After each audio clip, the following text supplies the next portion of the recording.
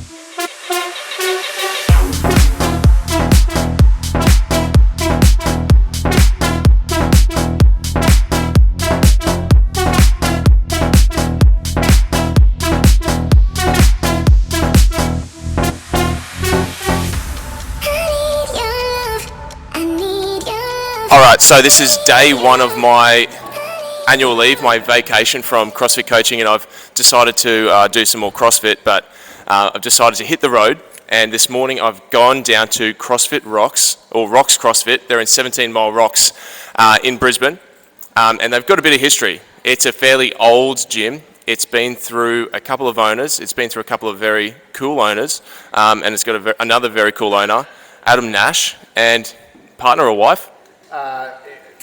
Fiance, Maddie, and 2 cute dogs, which you've already seen. So this is Adam Nash. I met him at my CrossFit Level 2 course, and that's where we crossed paths, and he's been trying to get me to come down ever since. So I thought I'd come down while I'm on holidays, while I'm heading up to the sunny coast, and do a session, drop in, say good day, and get the rundown on what CrossFit Rocks is all about. So I'll pass the mic over to you, but just give me the bit of a rundown on your history, and we'll keep it fairly short, but history like in maybe like strength and conditioning and CrossFit and stuff, and then how you came into contact with Rocks CrossFit. Yeah, sweet. So I didn't start CrossFit until like 2017, 18, over in Bali actually. Or actually my first session was in Madrid, but over in Bali, was just training at Wanderlust, and then went from there. Came back through the pandemic and kept training, and just sort of kept training up at CrossFit Moreton Bay, and then started coaching.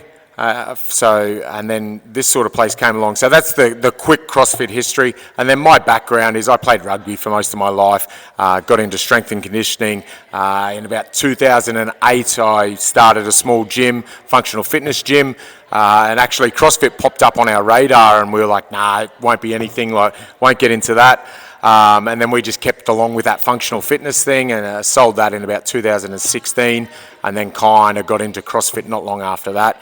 And then as far as how we got into this, Mads and I had spoken about starting or buying a gym, and we were on a weekend away, and this popped up on my Facebook feed randomly. I followed what used to be CrossFit Kanga, and it popped up and was for sale. So we sent an email, started the ball rolling, and it all happened quite quickly. Actually, it was about a month. We sort of came out, had a look at it, made an offer. A couple of days later, it came back, and that was about it. So January the 16th last year, we took over, and it's all been go from there. Had a few hiccups along the way, but and here we are now. So yeah. So owned it for about a year, Yep. roughly. Well, coming up on a year, and you bought CrossFit Kanga, Yes. and which was once CrossFit Rocks. Yes. So that was a bit of a merger, and CrossFit Rocks was owned by was he owned by Adam? Doug Armstrong, So who he did my level 1 seminar, or he was a trainer on my level 1 seminar. So there is a bit of like cool CrossFit history there. To the best of your knowledge, give me just like the rundown. To the best of your knowledge of like CrossFit Rocks and up until this point, because you've been here for about a year, but it's gone back a fair bit longer than that.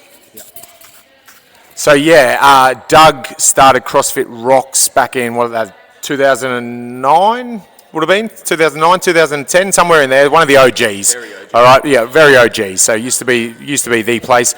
They used to run level 1s here and so forth. There would be a lot of CrossFit coaches around Brisbane that did their level 1 out of here.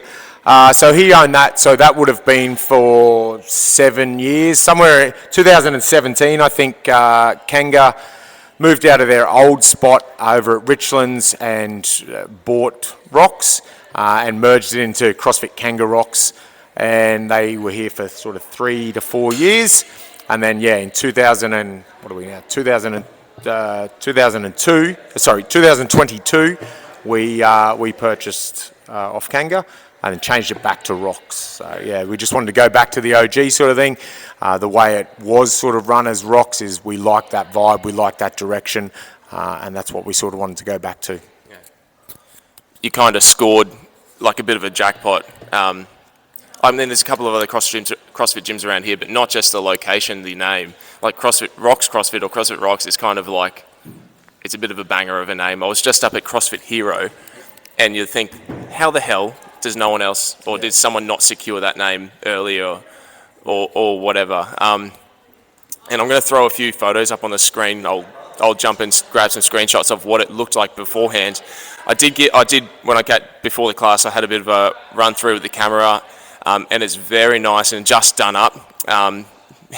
It sort of looks a lot better than it once did. Nothing against the old colours or anything, but it's a very beautiful gym, so it's going to definitely attract, from my experience running a gym, like attract a really good, vibrant sort of group of people.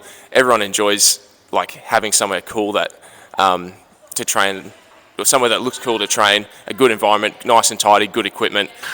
But you kind of got here through unfortunate circumstances as well. Like Brisbane 2022, there was some more floods. So give us a quick rundown on what happened this year with flooding, and then you ended up being able to revamp the gym a little bit.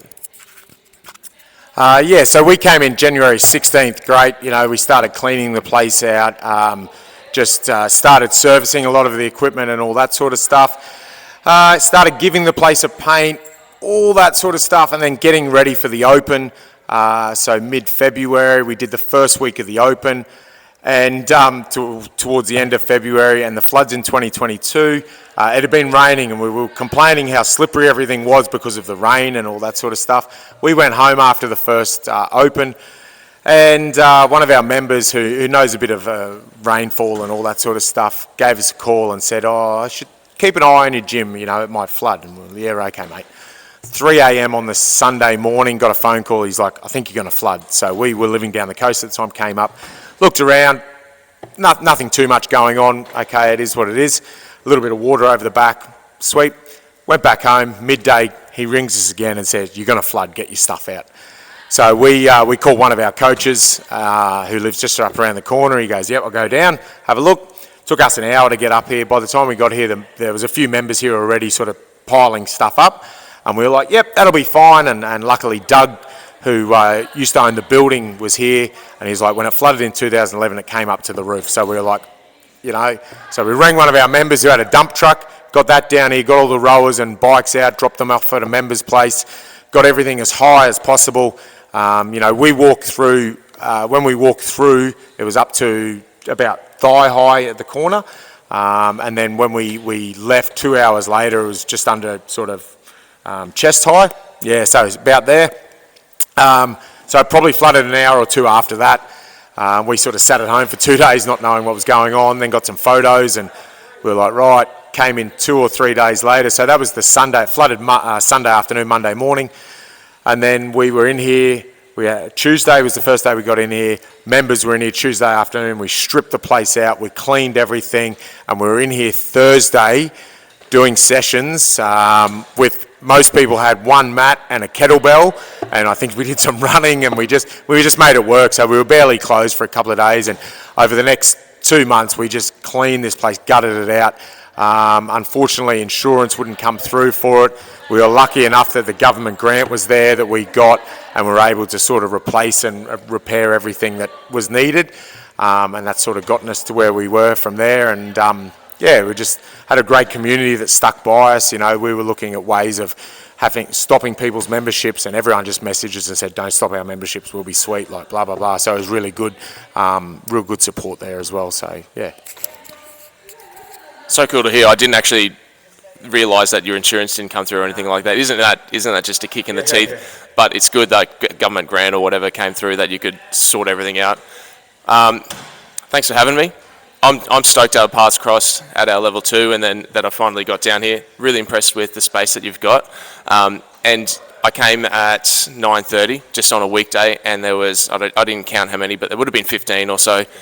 I was welcomed the minute I came in. A few of the guys and girls said g'day, and that's the magic about CrossFit. You can go anywhere. I mean, I haven't gone that far. I've only driven an hour, but you could go anywhere in the world, and you can still do burpees and toes to bar and run with anyone, and just sort of feel like you're part of something bigger. So I appreciate you having me, and I'll see you sometime soon. Thank you. Thanks for having me, mate. Thanks, mate.